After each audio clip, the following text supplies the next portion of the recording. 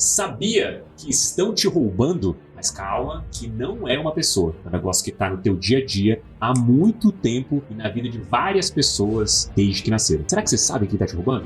Pois é, esse vídeo é sobre isso. Você vai entender também por que a inflação te engana, te rouba, só tem um jeito de você lutar contra ela. Então, vamos pro vídeo de hoje entender o que diabos a inflação ela tá te roubando. Mas antes da gente começar, já não esquece aí de curtir, de compartilhar esse seu vídeo com seu amigo que também está sendo roubado junto com você pela inflação e também de seguir o canal, que ajuda bastante a gente aqui a produzir conteúdos para vocês. Beleza? Vou colocar aqui na tela para vocês a nossa apresentação, o que a inflação está roubando nesse exato momento de você. Esse estudo aqui ele mostrou um pouco da nossa realidade no Brasil e vai tentar contextualizar para você como você está vivendo a sua vida e principalmente o que está sendo tirado de você em todo esse período. Beleza? Para começar, a gente precisa entender quem aqui sou eu que eu vos falo.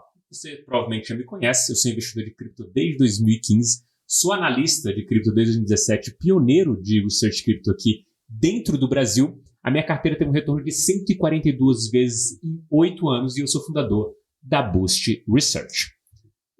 Primeiro de tudo, a gente precisa entender o que é inflação. Boa parte de vocês entende inflação como número, né? Porque você está lá acostumado a ver dentro de um jornal nacional ou algum canal de notícia ou na internet que a inflação subiu, a inflação disparou. É esse tipo de contexto que a gente sempre está visualizando. Mas a verdade é que a inflação ela não é apenas um número percentual divulgado mensalmente. Os seus efeitos são profundamente reais e impactam diariamente você. A gente está falando da vida cotidiana das pessoas, o poder de compra das famílias e a qualidade dos produtos consumidos, além da sua capacidade de planejamento financeiro. Tudo isso é impactado pela inflação. Por isso, é um assunto que a gente tem que tratar com bastante cuidado para entender de fato o porquê que isso acontece e entender como que afeta a tua vida. Beleza? Bom, seguindo aqui, a gente precisa entender um dos primeiros fenômenos que são aqueles fenômenos invisíveis, o fenômeno da reduflação, ou no termo inglês, o shrinkflation, que é basicamente a redução da quantidade ou tamanho dos produtos e manutenção dos preços e aumento menos perceptíveis. O que quer dizer isso? Quando você vai no mercado e vai comprar alguma coisa, você dificilmente talvez olhe o tamanho ou a quantidade que aquele ativo, aquela coisa tem dentro do mercado. Vou te dar um exemplo.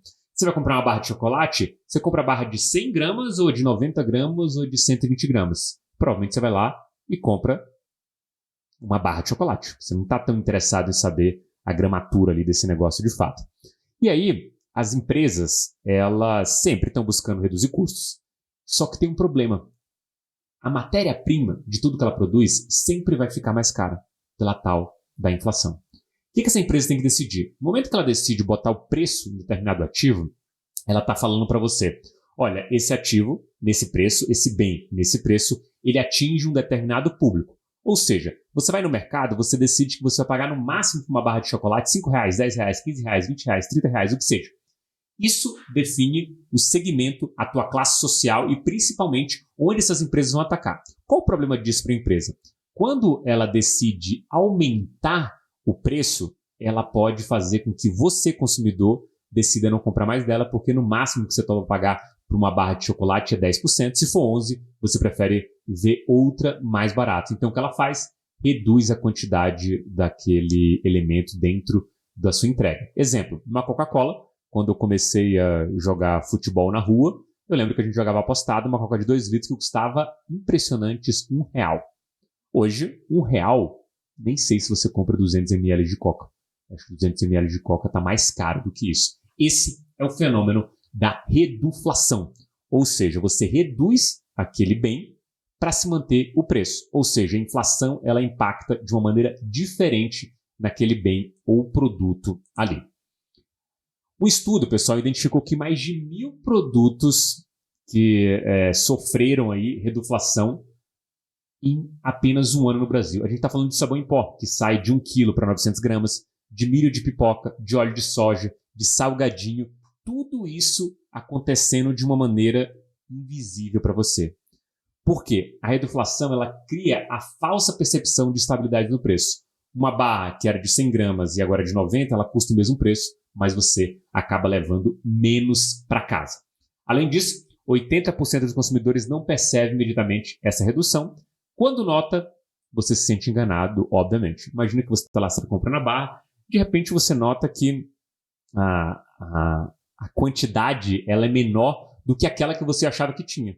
Essa é a sensação de enganação que você sente. E gera desconfiança em relação à marca. Putz, se ele está me enganando nisso, que não está tão claro, porque ninguém vai falar, descemos a barra de 100 gramas para agora uma barra de 90 gramas. Ninguém, absolutamente ninguém, vai falar isso para você. E é por isso que esse fenômeno da reduflação ele é uma coisa tão nociva quando a gente olha para os impactos que a inflação possui. Perfeito? Além disso, pessoal, a gente está falando aqui do poder de compra que é erodido. Pra você ter uma ideia, o salário mínimo versus inflação aqui, a gente está falando que, mesmo com um aumento nominal de quase 7% em 2023, o poder de compra do real não acompanhou a elevação dos preços dos itens essenciais. Uma cesta básica, segundo o Diese, o custo dessa cesta básica em São Paulo, no Rio de Janeiro, consome 50% do salário mínimo que uma pessoa recebe. Então entendam o quão nocivo é a inflação e principalmente como que ela te pega na curva. E aqui, pessoal, a gente precisa dedicar um tempo para você entender da onde que diabos vem essa inflação. Talvez esse gráfico seja o mais importante, mas grave.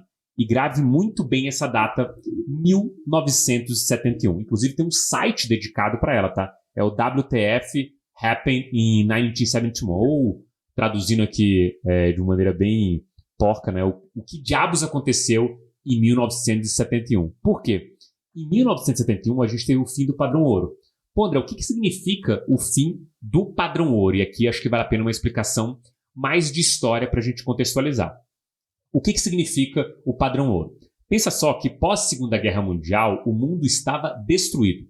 Existia um país que surgiu como o cara que ia organizar tudo isso. Imagina quem? Os Estados Unidos. Esse país chegou e falou assim, galera, vamos se organizar, vamos ter uma moeda, e essa moeda vai ter lastro no ouro, e aí a gente se organiza e reconstrói esse mundo. Várias iniciativas dos Estados Unidos previam que ele investisse em outros países. Só que quando ele traz o padrão ouro, ele fala, para cada dólar eu vou ter essa quantidade de ouro aqui pareado. E vocês do mundo inteiro podem deixar o ouro que eu guardo, porque eu vou ter todo o poder militar aqui para proteger esse ouro. E vocês aí, quando quiserem sacar um dinheiro de vocês, vocês podem sacar, desde que vocês saibam que o dólar vale tanto de ouro. Se você emitir mais moeda ali, no seu país, a tua paridade vai diminuir. Exemplo, se você dobrar a quantidade de moeda, a sua quantidade de ouro vai diminuir. Beleza? Ele estabeleceu isso. Só que em algum momento, antes de 1971, os países olharam e falaram, cara, esses caras estão gastando muito dinheiro aqui. Eu não sei se tem essa velocidade para conseguir extrair ouro de algum local, dada a velocidade que está sendo impresso dinheiro. Então, Alemanha e França olharam para aquilo e falaram, Estados Unidos, será que eu posso sacar um pouco do meu ouro aí? O cara, claro, pô, as regras eram essas, traz teu navio, que a gente saca e vai. Isso começou a se repetir de uma maneira muito contínua. Até que o Nixon, o então presidente dos Estados Unidos, ele olha para aquilo e fala, se continuar nesse ritmo, a gente vai perder todo o ouro, até porque a gente começou, de fato, a imprimir mais dólares do que, de fato, a gente tinha de ouro. E aí, acho que está o grande pulo do gato quando a gente olha para esse contexto de 1971. Ele vai a público e ele fala, pessoal, essa convertibilidade de ouro, de dólares em ouro, de qualquer moeda, não existe mais. Agora o lastro do mundo é o poderio militar dos Estados Unidos e o poderio econômico, né? A partir daí, a gente começa a ter uma distorção de tudo que a gente conhece como valor e preço. Esse gráfico aqui na tela, ele mostra basicamente o GDP, né, que é o PIB americano crescendo, e a média de salários sendo basicamente a mesma, ou seja, rolou uma dissociação entre produtividade e salário dos trabalhadores. Uma classe média que basicamente foi esmagada porque o poder de compra dessa classe média cada vez foi mais achatado e ela deixou de existir. Isso, pessoal, aumenta o gap entre os mais ricos e os mais pobres. E isso se intensificou desde esse período. Para você ter uma ideia, o dólar perdeu mais de 95% do seu poder de compra desde a criação do Fed em 1913. E com grande aceleração desde 1971, por causa do nosso Nixon, que fez esse ajuste aqui. E isso naturalmente causou um problemaço dentro do mercado como um todo, que a gente sente os efeitos até esse momento agora. Uma das coisas que você tem que entender também é que a inflação, ela compromete também a nossa qualidade de vida. A gente está falando de perda de poder aquisitivo, a gente está falando de ansiedade financeira e tensões familiares. Eu cresci numa família de classe média que, à medida que o tempo passava, por meu pai ser servidor público e o salário dele não acompanhar o que a inflação estava deteriorando, a gente foi perdendo poder de compra e tudo isso que está aí na tela para você aconteceu e eu vivi isso desde a minha infância até um pouco mais ali da minha adolescência. Isso é comum acontecer. O dinheiro, ele permeia várias, se não todas as relações que a gente tem dentro do mundo hoje em dia, né? Além disso, pessoal, a gente está falando de deterioração da qualidade dos produtos que a inflação também causa. Lembra a indústria que precisa oferecer para você um produto lá na prateleira do mercado por um preço para que você consiga comprar, porque você decidiu que você não vai gastar mais do que R$10 no molho de tomate? Pois é, essa mesma indústria, além de reduzir a quantidade de alimento ali para você, ela tem uma segunda opção, que é trocar os ingredientes mais caros por mais baratos. Os mais baratos vão caminhar para uma coisa menos natural, mais processada, menos natural e mais sintética, né? Então, a gente está falando aqui que, segundo o estudo da USP, 65% dos produtos alimentícios analisados apresentaram alguma forma de redução de qualidade entre 2018 e 2022. Isso é uma consequência direta do que a gente conhece como inflação aqui.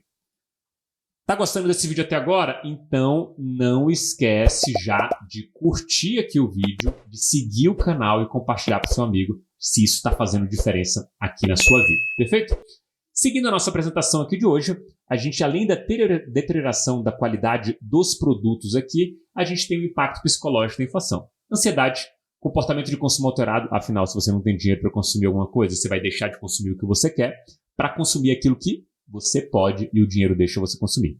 Além disso, a gente tem tensões nas relações sociais e deterioração da saúde mental e perda da confiança no sistema econômico. Boa parte do mundo já não confia nos seus governos, já não confia nos seus representantes e tudo isso tem a ver com a vida como ele leva. A cada período, a cada ano, a cada década, ele se sente vivendo pior do que ele vivia anteriormente, simplesmente porque ele não pode consumir aquilo que ele gostaria de consumir. Talvez um dos grandes problemas que a gente vai enfrentar daqui para frente por causa da inflação é a ideia de um planejamento financeiro inviabilizado. Você torna, com a inflação, um objetivo financeiro algo móvel e inalcançável. Pensa só comigo. No começo do Plano Real, em 1994, existia uma ideia de você ser um milionário. Ou seja, eu reuni R$1 milhão. Sabe quanto você precisa reunir hoje só para cobrir a inflação média medida pelo IPCA? Pouco mais de R$7 milhões. Esse é o mínimo que você precisa ter hoje para ser considerado que era um milionário lá atrás, no começo do Plano Real.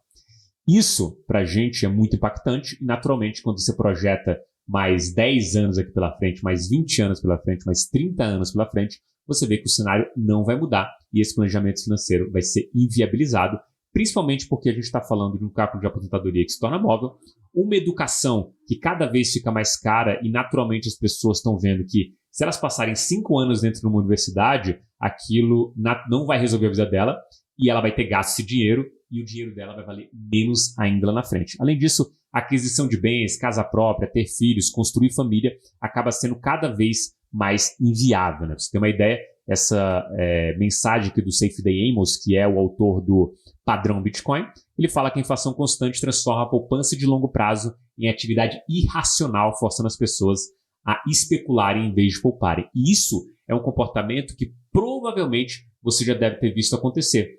Aquela pessoa que não pensa que o trabalho vai conseguir fazer com que ela chegue a algum ponto e ela prefere pegar as economias dela e especular em alguma coisa, fazer uma aposta muito arriscada, porque ela não vê a possibilidade de construir patrimônio, justamente porque o dinheiro que ela ganha hoje vale menos amanhã. Ou seja, se ela não acelerar todo esse processo de construção de riqueza, ela vai ficar pelo caminho. Isso também causa distorções de sinais de preço. A gente está falando que a inflação ela distorce os sinais de preço na economia, levando à má alocação de recursos, que é exatamente esse ponto especulativo que a gente está falando. A gente fala de bolhas de ativos, simplesmente porque você olha a casa, como ela fica cada vez mais inalcançável, você pensa, e se eu for investidor dessa casa e esse negócio for continuar subindo? E aí você começa a criar essas distorções. Decisões de investimentos baseadas em proteção contra a inflação, não em produtividade real. A pergunta que você tem que se fazer aí na sua casa é: você sabia que você obrigatoriamente tem um segundo emprego, que é investidor? Não existe a possibilidade hoje de você estar ganhando dinheiro e simplesmente acreditar que você vai poupar e aquilo vai te garantir. A ideia de investir, ela passa a ser uma obrigatoriedade na tua vida e quem te força a executar as coisas com essa aptidão é justamente a inflação. Ela te obriga a fazer esses movimentos simplesmente porque você não vai ter outra opção. Além da distorção de preços, a gente chega num ponto em que qual é a solução? Trouxe aqui um monte de problema para você. Qual que seria a solução de todos os nossos problemas? Talvez não todos, mas a inflação com certeza pode ser combatida com o Bitcoin, que é uma alternativa a esse sistema atual. O Bitcoin ele apresenta características que tornam ele uma potencial solução para os problemas causados por essa tal moeda fiduciária, ou seja, a inflação que a gente tanto debateu aqui. Ele oferece uma forma de preservação de valor que não depende de autoridades centrais. E quais são as características desse tal do Bitcoin? Oferta limitada, no máximo 20 milhões. Descentralização, não tem ninguém governando, ninguém pode emitir mais porque a coisa está escrita em código. Divisibilidade, muito mais fácil de você dividir do que qualquer outro dinheiro que existe. E portabilidade, ele pode ser transportado digitalmente. Você não precisa ter um navio com ultra proteção para transferir, por exemplo, $1 bilhão de Bitcoin. E, obviamente, você não precisa disso também para transferir alguns centavos de Bitcoin entre qualquer carteira do mundo, entre qualquer lugar do mundo. O Bitcoin, ele talvez tenha que ser explicado por uma boa parte da população no mundo, mas para algumas situações ele nem precisa ser explicado. Situações como a da Venezuela, da Argentina, do Líbano, em qualquer lugar que a gente veja uma hiperinflação, você não precisa explicar para esses caras o que significa inflação ou o que significa o Bitcoin. Ele sente no dia a dia, ele sabe que uma forma dele se proteger é ter Bitcoin em carteira. Óbvio que existem desafios aqui para o Bitcoin ser aceito. Ele tem muita volatilidade, as pessoas precisam ser educadas. Esse vídeo aqui é uma tentativa disso. O canal da Boost Research também é uma tentativa disso. E a gente precisa de uma regulação positiva e uma infraestrutura muito mais robusta para que a gente consiga atravessar um ponto aqui mais válido quando a gente está falando de usabilidade do Bitcoin. Comparativamente, a gente está falando do sistema Fiat ou sistema fiduciário, o sistema do teu dinheirinho aí colorido que você tem na carteira, na verdade, nem tão colorido porque agora é basicamente digital, mas justapondo o sistema Fiat com o Bitcoin, a gente vê claramente uma diferença. O sistema Fiat tem uma oferta limitada, e a gente já viu isso. Pra você ter uma ideia, 80% dos dólares que existem hoje no mundo foram criados depois de 2008. O Bitcoin tem uma oferta limitada de 20 milhões. O sistema Fiat é controlado por autoridades centrais e o Bitcoin é descentralizado e imune à inflação por emissão. E o sistema Fiat é sujeito à inflação por emissão e basicamente de um governante que muda de 4 em 4 anos. Então, você está à mercê dessa democracia que vai tomar essa decisão do representante que vai estar à frente do país e principalmente das decisões dele e do círculo político que ele se encontra. O sistema Fiat também tem perda de poder de compra ao longo do tempo e o sistema Bitcoin tem um potencial de preservação de valor ao longo do tempo. A conclusão óbvia para esse cenário é: a inflação não é apenas um número abstrato. É um fenômeno que literalmente rouba os aspectos fundamentais da vida das pessoas. Poder de compra, qualidade de vida, capacidade de planejamento e liberdade financeira. E a inflação é uma dessas faces que a gente encontra aqui. O que eu queria deixar como recado final é que você entenda o papel do Bitcoin na estrutura que a gente se encontra hoje no mundo.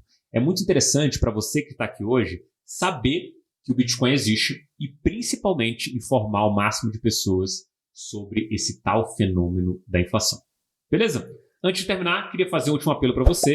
Se você ainda não segue o canal, curte esse vídeo e manda para o seu amigo que está nessa jornada com você de entender tanto economia de modo geral, quanto entender o poder e principalmente o potencial do Bitcoin. Eu vou ficando por aqui, um forte abraço para você e até o próximo vídeo.